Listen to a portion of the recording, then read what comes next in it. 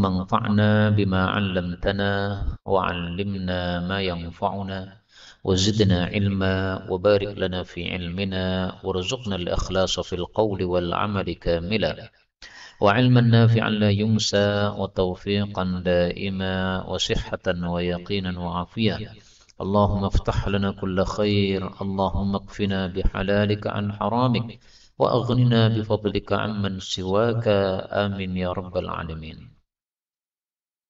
Alhamdulillah kaum muslimin rahimakumullah. Kita lanjutkan kajian kitab Riyadhus Shalihin karya Al-Allamah An-Nawawi rahimahullahu taala yang sudah wafat tahun 676 Hijriyah. Dan kita sudah sampai pada bab 265. Faqala al-muallif rahimahullahu taala wa nafa'ana bihi wa bi 'ulumihi fid dharain. Amin. Babu bab jawazi bolehnya la'ni melaknat ba'di sebagian ashabil ma'asi, pelaku-pelaku maksiat-maksiat ghairil muayyanin yang tidak ditentukan, maksudnya tidak disebutkan namanya. Jadi la'nul muayyan tidak boleh, menyebut nama tidak boleh, tapi kalau ghairul muayyan boleh. Dalilnya dua. Qala Allah Ta'ala ala la'natullahi 'alal zalimin. Ketahuilah laknat Allah atas orang-orang zalim.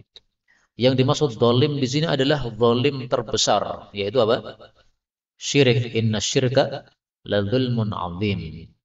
Kaidah tafsir mengatakan katsiran ma ya'ti fil Qur'ani adz-zulmu bima'nal kufri.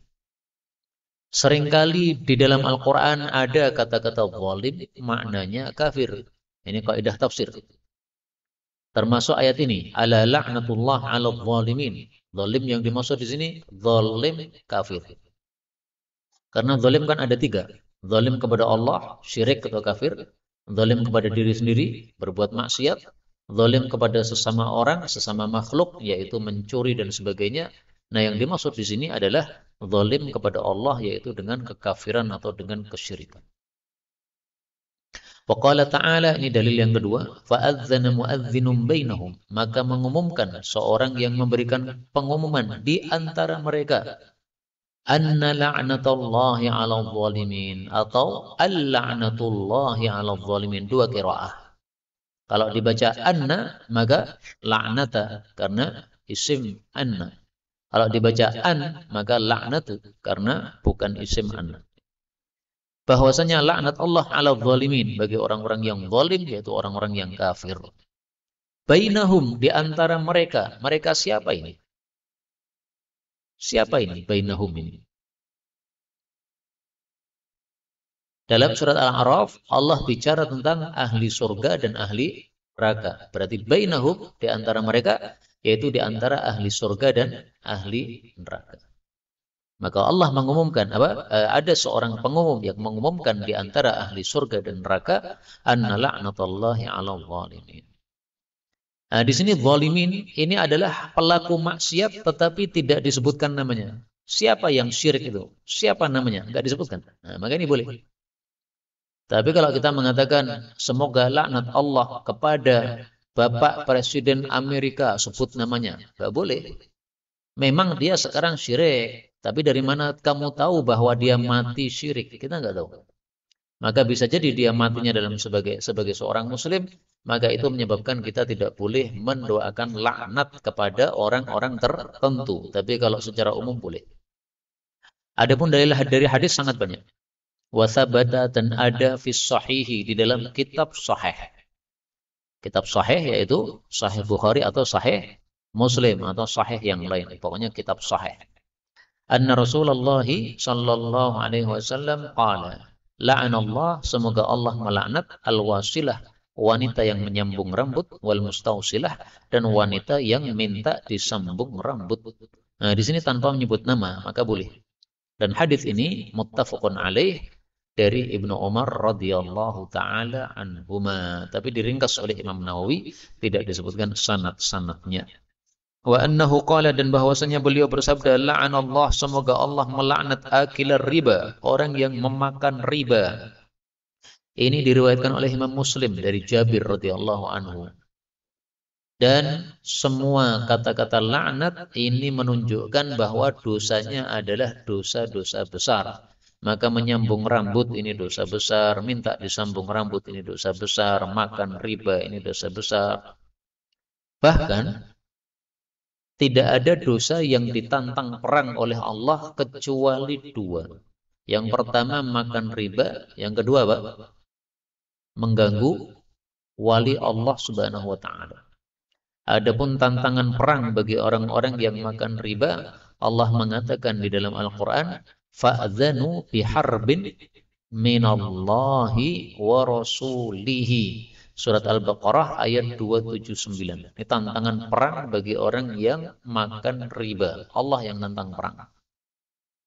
Kemudian menantang perang terhadap Allah yang disebutkan dalam hadis adalah yang mengganggu wali Allah. Man adzali waliyan faqad adzantuhu bil harbi.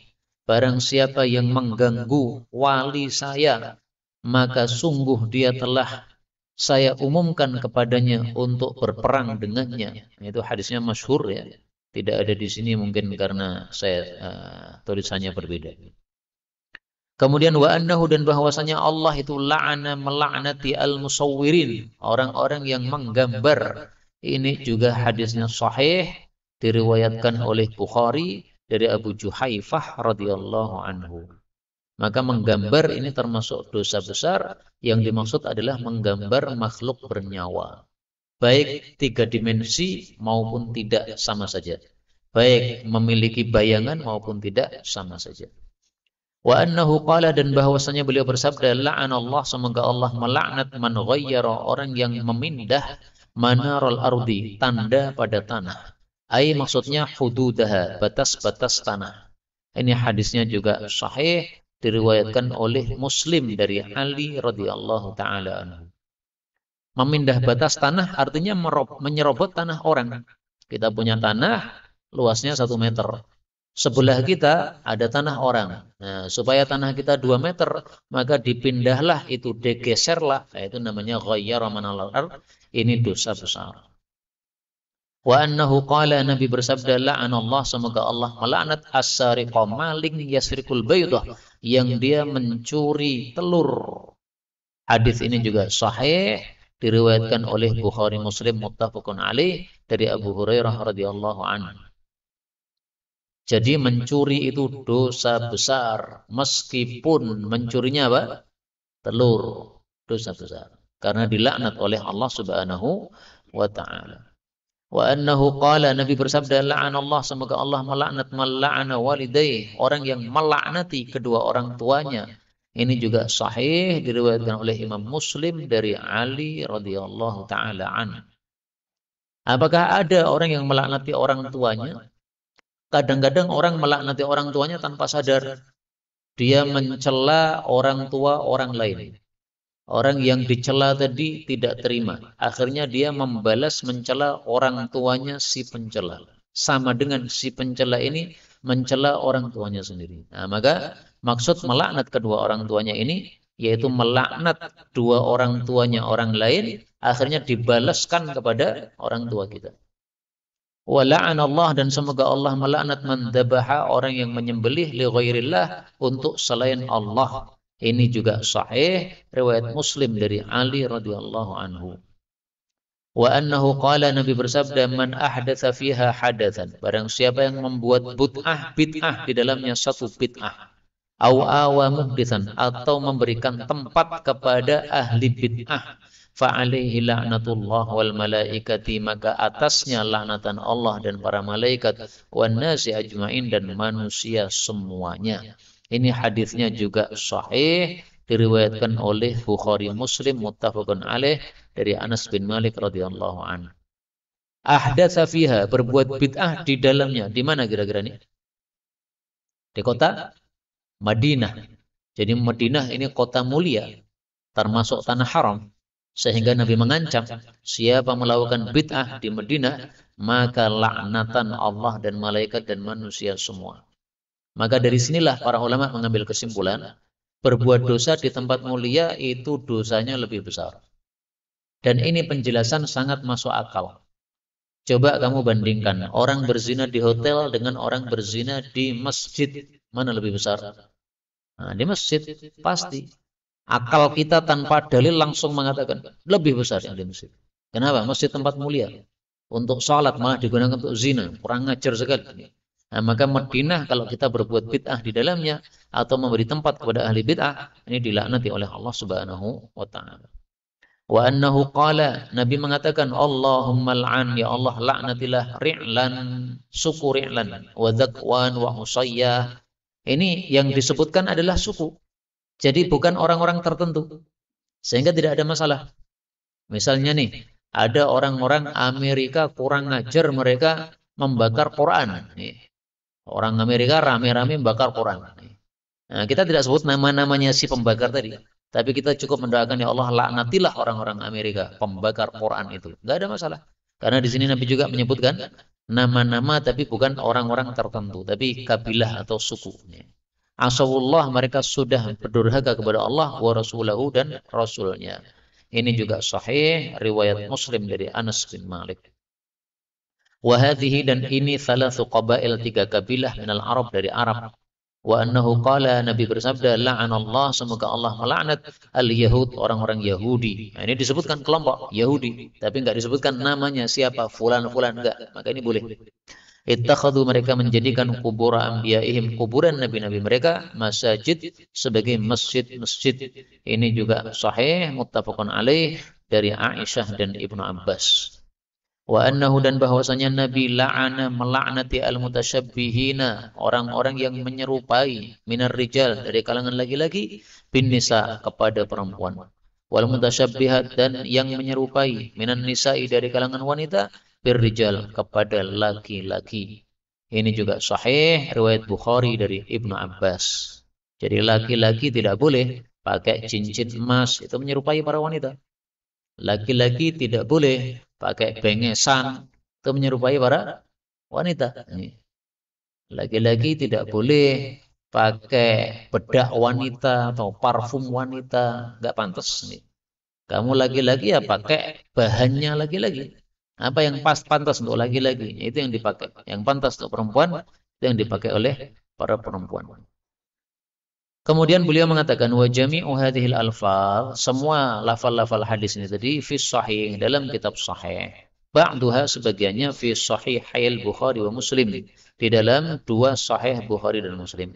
Wa ba'duha, dan sebagiannya, fi ahadihima, pada salah satu dari keduanya.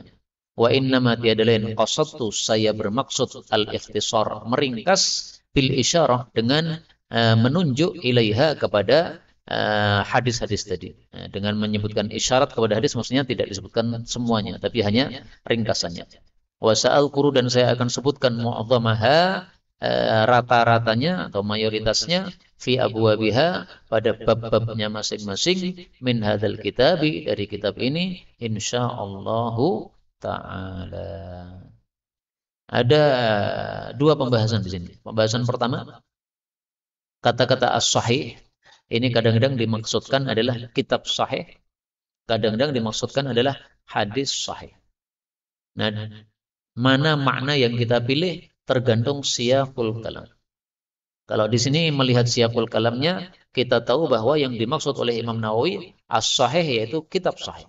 Karena beliau mengatakan fi sahihayil Bukhari wa Muslim, dan fi ahadihim.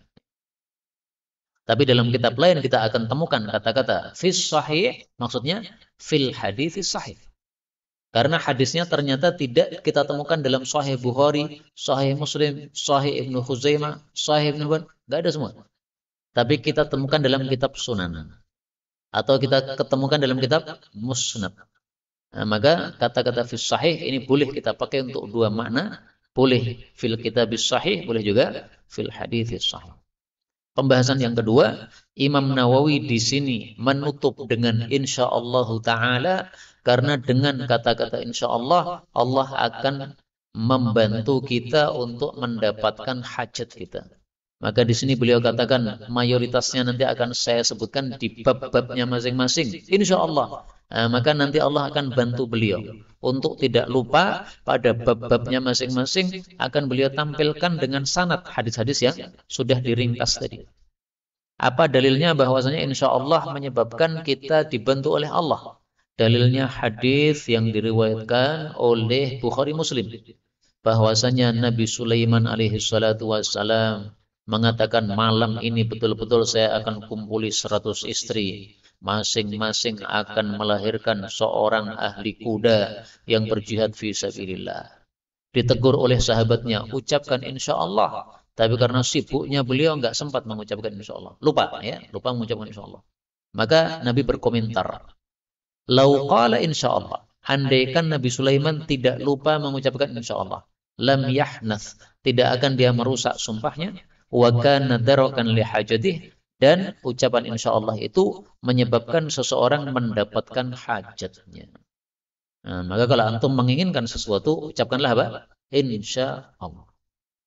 Saya akan menghafalkan 30 juz. Insya Allah. Dibantu oleh Allah.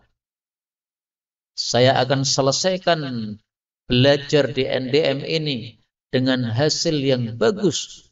Insya Allah. Saya akan menikahi seorang hafidhah, wanita salihah. Insya Allah. Nah, insya Allah ya, kalau masalah wanita buanter banget ini. Semangat nih. Masalah tahfidz, nah, insya Allahnya dalam hati. Ya nggak apa-apa lah. Mudah-mudahan tetap insya Allah. Ini hadis muttafaqun alaih.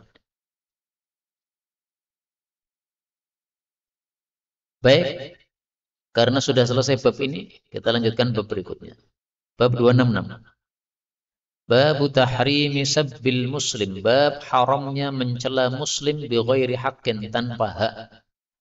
Mafhum mukhalafah dari bab ini adalah berarti boleh mencela muslim apabila dengan hak. Tapi tanpa hak maka tidak boleh. Qala Allah Ta'ala walladzina yu'dzunal mu'minina wal mu'minat, dan orang-orang yang menyakiti atau mengganggu orang-orang beriman laki-laki dan perempuan bi ghairi maktasabu, dengan selain apa yang mereka lakukan, berarti menuduh, faqad ihtamalu, maka sungguh telah memikul buhtanan, kedustaan, wa itsman mubina, dan dosa yang nyata. Hadis ini menunjukkan haramnya mencela seorang muslim dengan sesuatu yang tidak ada pada dirinya. Dengan kata lain, menuduh orang muslim tidak boleh, termasuk dosa besar. Allah menyebutkan sebagai itsman mubina, dosa yang nyata alias dosa besar. Jadi menuduh orang muslim itu bukan dosa kecil, tapi dosa besar. Salah satu dalil yang lain yang menunjukkan bahwa menuduh muslim itu dosa besar adalah sabda Nabi Shallallahu Alaihi Wasallam yang bicara tentang radghatul khabal. Beliau bersabda, man qala fi mu'min, barang siapa yang berbicara tentang orang beriman, ma laysa fi, sesuatu yang tidak ada pada diri orang tadi, ngomong terhadap seseorang yang tidak ada padanya, berarti apa? Menuduh. Askanahullah, Allah akan benamkan dia radghatul khabal, pada radghatul khabal, yaitu nanah-nanah penghuni neraka. Hatta yakhruja mimma qala, sampai dia keluar dari tuduhannya tadi, walaysa bi kharij, padahal tidak mungkin bisa keluar, yang sudah masuk alam akhirat. Hadis riwayat Abu Dawud. Ini diancam dimasukkan dalam neraka, bahkan dipilihkan tempat nanah. Ini berarti dosanya dosa besar. Dosa besar kan salah satu dari 4 kan ancamannya. Laknat, apalagi murka, apalagi siksa neraka, apalagi hukuman had di dunia. Nah, maka salah satu dari 4 ini dosa besar. Maka ini diancam radghatul khabal. Karena itu sungguh sangat aneh. Orang zaman sekarang ini mudah sekali mempercayai informasi yang tersebar tanpa tabayyun. Ketahuilah kalau itu dusta dan kamu ikut menyebarkan, maka kamu sama dengan sudah yu'dzunal mu'minina wal mu'minati bighairi maktasabu. Kamu sudah termasuk qala fi mu'min ma laysa fihi, maka akan dimasukkan oleh Allah pada radghatul khabal. Karena itu dalam Islam ada syariat namanya tabayyun atau tasabbut. Ada isu tentang seseorang jangan disebarkan, tanya dulu. Betul tidak? Kalau betul, baru bisa disebarkan. Dan itu pun harus lihat maslahat madaratnya. Kalau meskipun betul tapi maslahatnya tidak banyak, tidak usah disebarkan. Dalam bab ini beliau menukil 5 hadis. Hadis yang pertama 1559. Wa an ibni Mas'udin radhiyallahu anhu qala qala Rasulullah sallallahu alaihi wasallam sibabu, apa artinya? Saling mencela al-muslim terhadap orang muslim, fusukun adalah fasik, wa qitaluhu dan berperang dengan orang muslim, kufrun adalah kafir. Hadis muttafaqun alaih. Kenapa sibab diartikan saling? Karena sibab ini mengikuti wazan fi'al. Fi'al ini seperti misalnya qital, kemudian apa lagi? Nidol dan sebagainya ya. Wazan seperti ini menunjukkan adanya 2 orang yang melakukan. Maka qital juga begitu. Namanya perang itu pasti 2 orang. Nggak mungkin perang 1 orang. Maka kalau perang karena sudah pasti itu 2 orang, ya kita artikan perang, nggak harus saling perang, nggak harus begitu, karena sudah jelas itu 2 orang. Kalau sibab ya dengan mencela, ini kurang tepat, karena 2 orang saling mencela.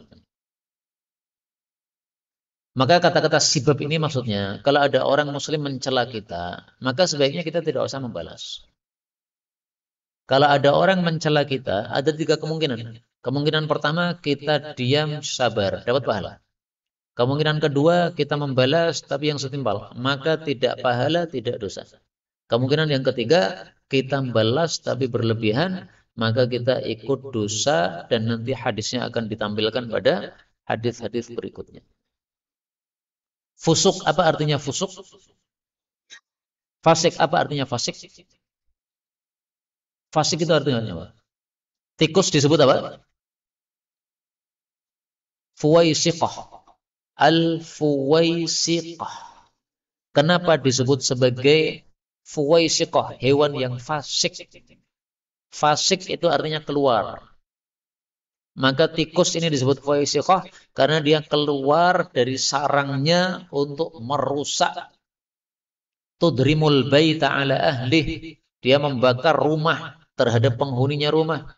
Yaitu kalau ada lampu tintir oleh tikus kemudian diambil, dijatuhkan, akhirnya terbakar. Kalau sudah terbakar, tikar kena, akhirnya seluruh rumah terbakar. Nah, itu tikus yang melakukan, bisa membakar 1 rumah, 1 toko, 1 gudang. Nah, maka fasik itu artinya keluar. Yang dimaksud keluar adalah keluar dari ketaatan kepada Allah. Allah sebutkan pada surat Kahfi ayat 50. Illa iblisa kana minal jinni fafasaqa ay kharaja an amri rabbih. Dia keluar dari perintah pemeliharanya.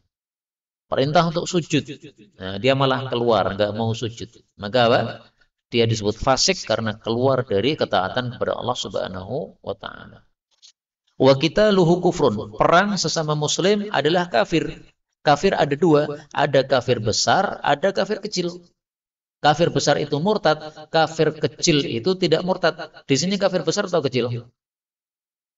Kecil. Dalilnya apa? Dalilnya apa? Wa in ta'ifatani minal mu'minina qatatalu. Apabila ada 2 kelompok dari kalangan beriman berperang. Nah, di sini Allah masih menyebut mukmin. Berarti dia tidak kafir. Makanya kufrun di sini dipahami oleh para ulama, kufrun duna kufrin. Kafir yang di bawahnya kafir besar. Maka ada kafir besar, ada kafir kecil. Nah, di sini kafir kecil. Sehingga maksudnya dosanya dosa besar sehingga disebut kafir, tetapi tidak sampai kepada murtad. Dia masih muslim. Buktinya Allah masih menyebut mu'mini, ta'ifatani minal mu'minin.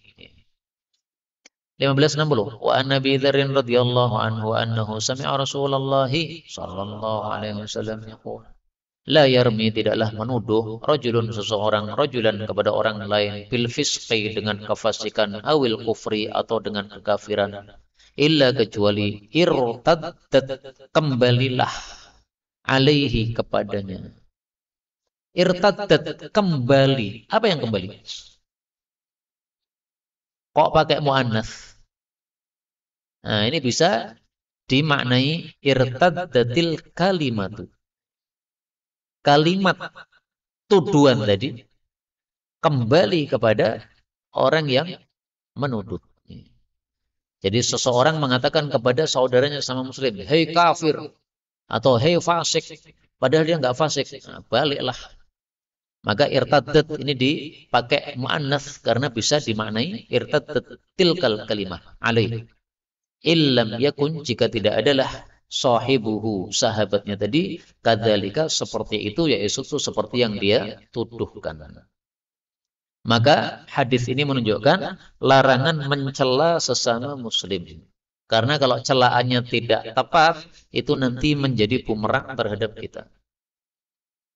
Kamu itu pelacur misalnya, padahal dia tidak melacur.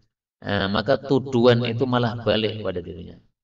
Kamu itu ahli bid'ah, padahal tidak. Nah, maka tuduhan itu balik kepada dirinya. Kamu fasik, kamu kafir, kamu syiah, kamu khawarij, dan sebagainya. Padahal kalau dia tidak seperti itu, maka kalimatnya kembali menjadi bumerang terhadap dirinya sendiri. 1561. Wa Nabi Hurairah radhiyallahu anhu anna Rasulullah sallallahu alaihi wasallam qala al-mutasabbani. Di situ mutasabbani atau mustabbani? Berarti sama ya. Al-mutasabbani, dua orang yang saling mencela. Maqala, apapun yang keduanya ucapkan, ditanggung siapa? Fa'alal badi, maka ditanggung oleh orang yang memulai, minhuma, dari keduanya. Maksudnya dosanya itu ditanggung oleh dia.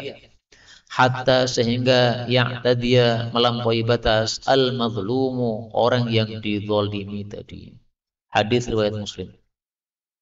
Hadis ini menunjukkan bahwa saling mencela sesama muslim itu tidak baik. Maka kalau ada orang muslim mencela kita, sebaiknya kita diam. Kalau kita diam, maka dosa celaan itu ditanggung oleh yang mencela. Kalau kita membalas, tapi balasannya setimpal, maka ucapan kita itu juga ditanggung oleh yang memulai. Tapi kalau kita menjawab, tetapi jawabannya itu berlebihan, nah, maka tambahannya itu yang kita tanggung. Saya kasih contoh. Seseorang bilang kepada kita, kowe elek kaya kethek. Kita diam. Tapi kita senyum. Jazakumullahu khairan. Senyum. Maka dia berdosa, kita dapat pahala. Pahala kita berapa? Pahala kita nggak bisa dihitung. Karena Allah mengatakan dalam Al-Quran, innama yuwaffas sabiruna ajrahum bighairi hisab. Kamu dicela elek kaya kethek, tapi antum tersenyum. Bahkan mengucapkan jazakumullahu khairan. Ini sabar kayak begini. Kenapa jazakumullahu khairan? Kata Imam Hasan Basri, kalau ada orang mencela kamu, itu sama dengan menghadiahkan pahala kepada kamu. Maka kata Hasan Basri, semestinya kita terima kasih. Jazakumullahu khairan. Karena itu sebagian orang mengatakan, ini Abu Zaidan Syiah. Saya katakan, saya bukan Syiah. Kalau kamu mengatakan saya Syiah, maka kamu tobatlah supaya nanti di akhirat tidak rugi. Tapi kalau kamu tidak mau tobat, lanjutkan. Alhamdulillah, saya dapat pahala terus. Selama kamu menuduh saya terus, saya tambah pahala. Alhamdulillah, tambah senang aku. Nah, maka itulah apa? Orang yang mendapatkan pahala karena dia tidak membalas. Kemungkinan kedua, dia bilang kepada kita, kowe elek kaya kethek. Maka kita jawab, kowe yo elek kaya kethek. Nah, dua ucapan ini yang nanggung adalah orang yang memulai. Maka dia nanggung dua dosa. Dosa ucapan yang dia ucapkan tadi dan dosa ucapan yang saya ucapkan.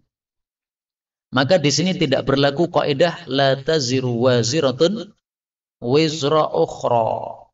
Kenapa tidak berlaku? Karena yang menyebabkan kita ngomong elek adalah orang tadi. Seandainya dia tidak ngomong, saya tidak ngomong. Maka ucapan saya ini berarti penyebabnya adalah dia. Maka dua-duanya dia yang nanggung. Kemungkinan ketiga, ya'tadiyal mazlum. Kita yang dizalimi melampaui batas. kita mengatakan kowe elek kaya kethek, mbokmu yo yo, pakmu yo elek, bojomu yo elek, anakmu yo elek, mbahmu yo elek. Nah, kita nambah 5 nih. Maka tambahan 5 ini kita yang nanggung dosanya. Sehingga dari 3 ini paling bagus adalah yang pertama. Orang mencela kita, diamlah, tidak usah dijawab. Dalil untuk mendiamkan orang yang berbuat jahil kepada kita sangat banyak sekali. Allah mengatakan wa a'rid 'anil jahilin, dan berpalinglah kamu dari orang-orang yang berbuat jahil. Surat Al-A'raf ayat 199. Orang Indonesia saja punya dalil mereka. Kafilah berlalu. Ketika ada anjing menggonggong. Anjing menggonggong, kafilah berlalu. Orang Jawa aja punya dalil mereka. Sing waras ngalah, nih, enggak usah digagas. Wa a'rid 'anil jahilin.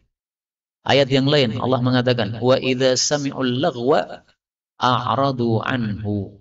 Apabila mereka mendengar sesuatu yang sia-sia, mereka berpaling darinya. Berpaling itu enggak gubris. Wa qalu lana a'maluna wa lakum a'malukum salamun 'alaikum la nabtaghil jahilin. Alangkah indah kalau kita itu dicela kemudian kita jawab ini. Lana a'maluna wa lakum a'malukum salamun 'alaikum. Nah, sambil senyum ya. Salamun 'alaikum la nabtaghil jahilin. Alangkah indahnya begini. Dan masih banyak lagi dalil-dalil yang menunjukkan bahwa kalau ada orang berbuat jahil kepada kita, hendaklah kita tidak usah menggubris mereka. Allah mengatakan dalam surat Az-Zumar, alladzina yastami'una al-qawla fayattabi'una ahsanahu. Orang-orang yang mendengarkan ucapan lalu mereka mengikuti yang paling baik.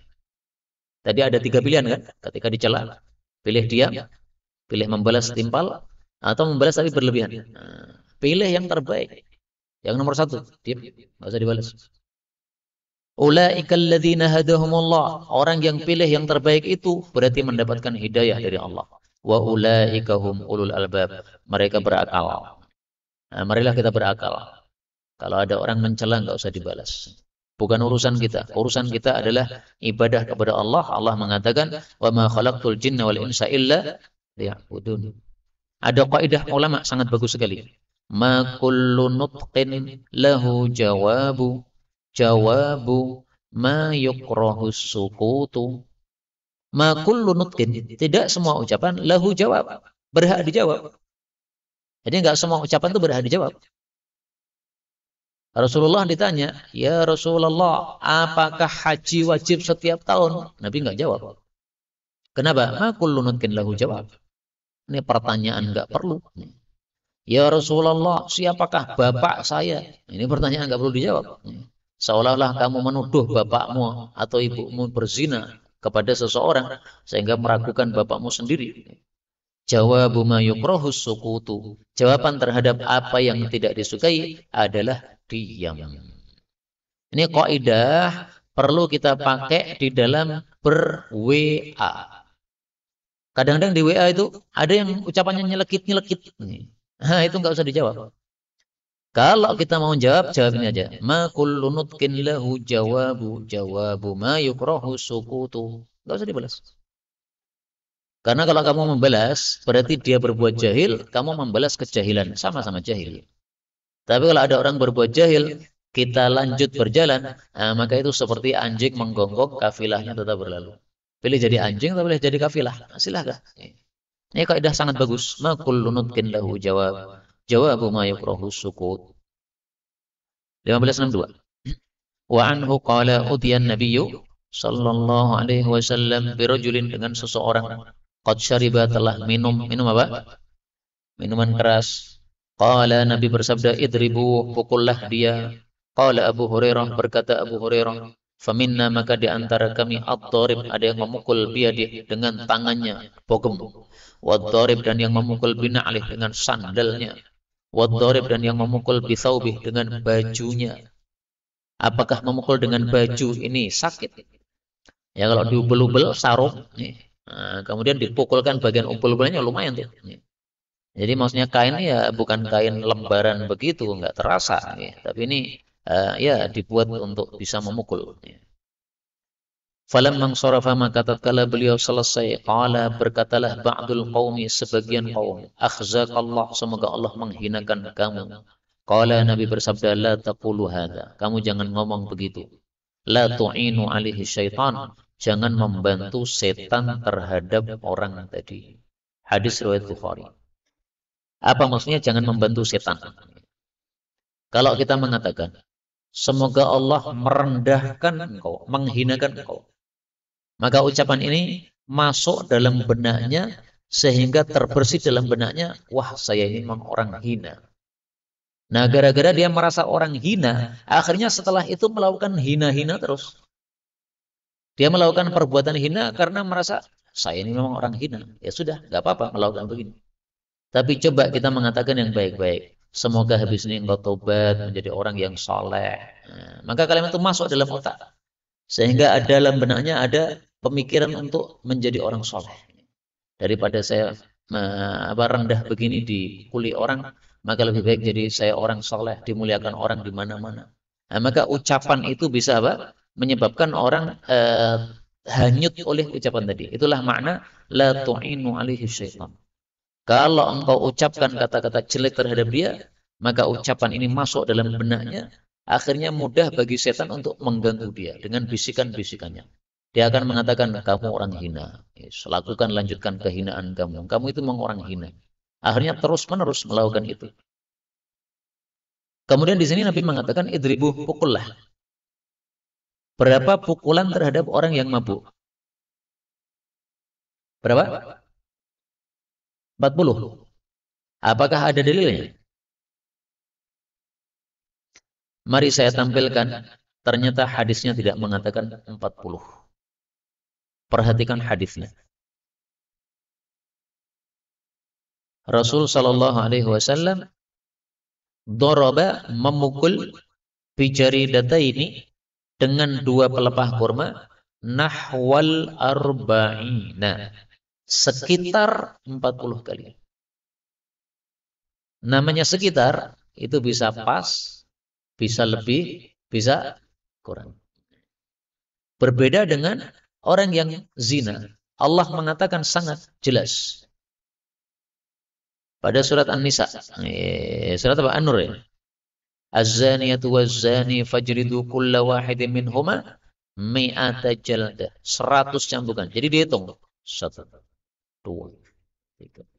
Tapi kalau untuk yang mabuk tadi, Nabi tidak menyebutkan kata-kata 40, tapi nahwal arba'in, sekitar 40. Nah ini saya ingin menjelaskan kepada antum, inilah yang menyebabkan adanya khilaf di antara para ulama, dua pendapat. Apakah hukuman untuk orang mabuk itu termasuk hukuman had ataukah hukuman ta'zir? Ada yang mengatakan hukuman had. Kenapa? Sudah ditetapkan jumlahnya, yaitu 40. Ada yang mengatakan ta'zir itu karena cuma nahwa, sekitar.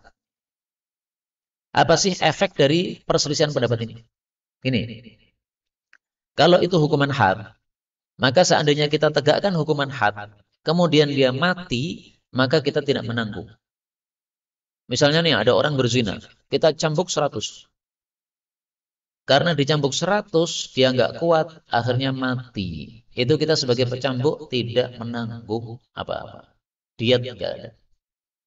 Tapi kalau itu bukan hukuman had, hukuman ta'zir, kita cambuk 10 kali ta'zir. Ternyata mati. Nah, kita menanggung apa? Diat. Makanya Sayyidina Ali mengatakan apa? Wadaituhu. Salah nulis kayaknya ya. Coba saya ulangi lagi. Wadaituhu. Sayyidina Ali mengatakan, ma kuntu liuqima haddan ala ahadin fayamut. Tidak mungkin saya menegakkan hukuman had kepada seseorang sampai mati. Fa'ajida fi nafsi. Lalu saya susah dalam hatiku. Enggak mungkin saya susah. Kenapa? Salah dia sendiri. Ini perintah dari Allah. Saya cuma menegakkan. Dia mati itu berarti Allah yang matikan. Saya enggak akan susah. Illa sahibal khamr. Kecuali peminum minuman keras. Fa'innahu law mata. Kalau dia mati gara-gara saya pukul. Wadaituhu. Saya akan membayar diatnya. Wadzalika anna Rasulullah sallallahu alaihi wasallam lam yasunnah. Itu karena Nabi tidak mensunnahkan cambukan terhadap orang yang minum minuman keras. Maksudnya lam yasunnah yaitu lam yuqaddir fihi haddan, tidak menentukan padanya batasan atau had. Nah, maka ada dua pendapat ini. Yang satu mengatakan ini adalah hukuman had, yang satu mengatakan ini bukan hukuman had. Efek dari perselisihan pendapat ini, kalau dia hukuman had, maka tidak ada diat. Kalau ini hukuman bukan had, maka ada diat. Yang mengikuti pendapat ini hukuman had, maka nggak ada diat. Berikutnya 1563. Wa anhu qala sami'tu Rasulullah sallallahu alaihi wasallam yaqul man qadhafa, siapa menuduh mamlukahu budaknya bizina dengan zina, yuqamu alaihi, ditegakkan kepadanya al-haddu, hukuman had, yaumal qiyamah, besok di hari kiamat, illa, kecuali ayyakuna, bahwa adalah budak tadi kama qala, sebagaimana yang diucapkan oleh majikan. Hadis muttafaqun alaih. Hadis ini menunjukkan dua hal. Yang pertama, bahwa seorang majikan yang menuduh budaknya berzina tidak dihukum dengan hukuman had di dunia. Makanya Nabi mengatakan ditegakkan untuknya hukuman had tapi di akhirat, ya hari kiamat. Kenapa seorang majikan menuduh budaknya tidak dihukum dengan hukuman had? Padahal menuduh berzina. Karena tidak selevel nih. Yang satu majikan, ini manusia merdeka. Yang satu budak, ini harta. Bisa diperjualbelikan. Maka nggak selevel. Kemudian, yang kedua, hadis ini menunjukkan bahwa Allah akan menegakkan keadilan besok pada hari kiamat. Sehingga kalau ada budak dituduh berzina oleh majikannya, padahal tidak, maka si majikan ini akan dihukum had oleh Allah, tapi besok di akhirat. Yaumal qiyamah, besok di akhirat. Maka semakna dengan hadis ini sabda Nabi sallallahu alaihi wasallam, la tu'addunnal huquqa, la tu'addunnal huquqa, sungguh betul-betul kalian akan menunaikan semua hak ila ahliha, kepada pemiliknya masing-masing. Boleh juga dibaca la tu'addannal huququ, sungguh semua hak akan diberikan ila ahliha, kepada pemiliknya masing-masing, yaumal qiyamah, besok pada hari kiamat. Sampai-sampai kambing yang jalha, yang tidak bertanduk, itu nanti akan dikisoskan oleh Allah terhadap kambing yang bertanduk, yang sudah menanduknya ketika di dunia dulu. Nah, maka majikan menuduh budaknya dibalaskan oleh Allah, tapi nanti di akhirat. Kemudian dalam hadis ini disebutkan yuqamu alaihil had, ditegakkan kepadanya hukuman had. Apa hukuman had untuk orang yang menuduh berzina? 80 cambukan. Ayatnya fajriduhum thamanina jaldatan, pada surat An-Nur ayat 4. Orang-orang yang menuduh wanita-wanita yang baik berzina, menuduh berzina, lalu tidak mendatangkan 4 saksi, fajriduhum thamanina jaldah. Pertama, cambuk 80 cambuk. Wala taqbalu lahum syahadatan abada. Kedua, jangan diterima sebagai saksi selama-lamanya. Wa ulaika humul fasiqun. Ketiga, mereka orang fasik. Jadi 3 konsekuensi dari menuduh orang berzina. 1, dicambuk. 2, tidak diterima sebagai saksi. 3, distempel sebagai orang fasik oleh Allah Subhanahu wa taala. Apakah ada pengecualian? Ada. Illalladzina tabu, kecuali kalau tobat. Nah, kecuali kalau tobat ini kembalinya kemana nih? Ada yang mengatakan kembalinya cuma ke fasikun saja. Stempel fasiknya dihapus sehingga sudah nggak fasik lagi. Ada yang mengatakan kembalinya kepada 2, wala taqbalu lahum syahadatan abada. Ini juga termasuk. Jangan diterima sebagai saksi selama-lamanya kecuali kalau tobat. Kalau sudah tobat berarti diterima sebagai saksi. Nah, sebagian lagi mengatakan enggak, sudah abada ya abadi, ya. Berarti illa kembali cuma kepada fasikun saja. Intinya ada khilaf di antara para ulama, apakah ilahnya kembali kepada dua-duanya atau kembali kepada yang terakhir saja. Inilah yang dapat kita bicarakan pada pertemuan kali ini. Betul dari Allah. Kalaupun ada salahnya, fa astaghfirullahaladzim li wa lakum walhamdulillahi rabbil alamin. Ada pembahasan.